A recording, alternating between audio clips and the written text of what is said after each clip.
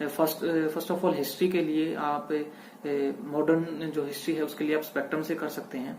Spectrum बहुत अच्छी book है, लास्ट में उसमें समरी भी दी होती है, तो आप even at the last phase आप उसको रिवाइज करने के लिए फटाफट लास्ट से समरी से आप रिवाइज कर सकते हैं। और अगर आपने अपने नोट्स बनाए हैं तो उससे भी आप रिवाइज कर सकते हैं। दूसरा जो चीज है मिडिवल और जो एंशिएंट हिस्ट्री है, अभी रिसेंटली एक ट्रेंड है यूपीएससी में पिछले 2 या 3 साल से, I think specially for last 2 years there have been increase number of questions being asked from medieval history. तो आप उसके लिए आप क्या कर सकते हैं, जो मैं अपना बता देता हूँ। मैंने जो लूसेंट की हमारी एक जीके की बुक आती है, मैंने वहां से करा था। और भी आपके पास रिसोर्सेज हैं, बहुत सारी वीडियोस आपको मिल जाएंगी यूट्यूब पे, आप वहां से भी उसको कर सकते हैं। बिकॉज अभी ज्योग्राफी के लिए हम लोग क्या करते हैं कि ज्योग्राफी के लिए सबसे पहले जो हमारे पास मटेरियल रहता है 11th-12th की एनसीईआरटीज, आप उसको छोड़ के मत जाइए, बहुत इंपॉर्टेंट है वो। एक एक वर्ड को आप कर लीजिए, बिकॉज बहुत ज्यादा भी नहीं है, लेकिन चैप्टर वाइज आप करिए। और दूसरा जो है जीसी लियोंग, सो में तो आप थोड़ा सा सिलेक्टिव स्टडी करिए जीसी लियोंग से। तो स्टार्टिंग के कुछ 2-3 चैप्टर्स हैं, और जो क्लाइमेट से रिलेटेड जो जीसी लियोंग में है जो चैप्टर्स हैं, आप वो वहां से कर सकते हैं। बाकी चीजें आप ज्योग्राफी की जो है एनसीईआरटी से आप कर सकते हैं, तो आपके लिए बेनिफिशियल रहेगा। उसके अलावा ज्योग्राफी में आप एटलस पे ध्यान दीजिए, जो रिसेंट न्यूज में रही हैं जो चीजें, और वो जो आप लोकेशंस देखेंगे एटलस से, तो साथ में आप लॉन्गिट्यूड, लैटिट्यूड, इन चीजों पे भी ध्यान दीजिए कि वो कौन सी लैटिट्यूड पे पड़ते हैं, कौन सी लॉन्गिट्यूड वहां से निकलती है।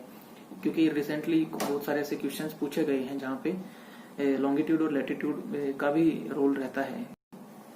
Third thing is polity. Polity के लिए मुझे लगता है कि Laxmikanth for prelims, Laxmikanth is comprehensive book, आप उसको बार बार रिवाइज करिए, आप उसको बार बार तैयार करिए, तो पॉलिटिक्स से रिलेटेड क्वेश्चंस आप वहां पे इजिली सॉल्व कर पाएंगे। अगर आपने अच्छे से लक्ष्मीकांत को पढ़ा है और आपकी कंसेप्चुअल क्लैरिटी है, तो I think you will be able to solve the polity questions very easily there.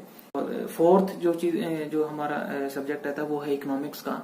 तो इकोनॉमिक्स में फ्रेंड्स जो मैं आपको अपना एक्सपीरियंस से बताना चाहता हूँ वो ये है that economics questions will be more conceptual based, so they are not going to ask any specific factual thing from economics. They will ask some conceptual clarity, whether you have any clarity about the concepts of economics. Like they will ask you that RBI has decreased the repo rate in recent times. So fifth thing is environment. Environment के लिए हमारे पास जो resource रहता है वो generally Shankar IAS की book आती है एनवायरमेंट की, और इसके अलावा हमारे पास कोई कॉम्प्रिहेंसिव मटेरियल नहीं रहता है एनवायरमेंट के लिए।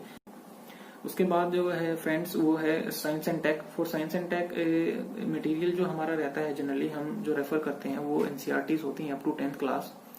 लेकिन साइंस एंड टेक से जो रिलेटेड क्वेश्चन पूछे जाते हैं वो अभी पिछले कुछ सालों से यूपीएससी ने नहीं पूछा है कि आप वो डायरेक्ट आपको 10th क्लास की एनसीईआरटी से कुछ ऐसा मिल जाए, बट यू नेवर नो। आप प्रिपेयर करके जाइए तो 10th क्लास तक की एनसीईआरटीज आप देख सकते हैं, वो इजी रहती हैं, आप इजीली उसको अंडरस्टैंड भी कर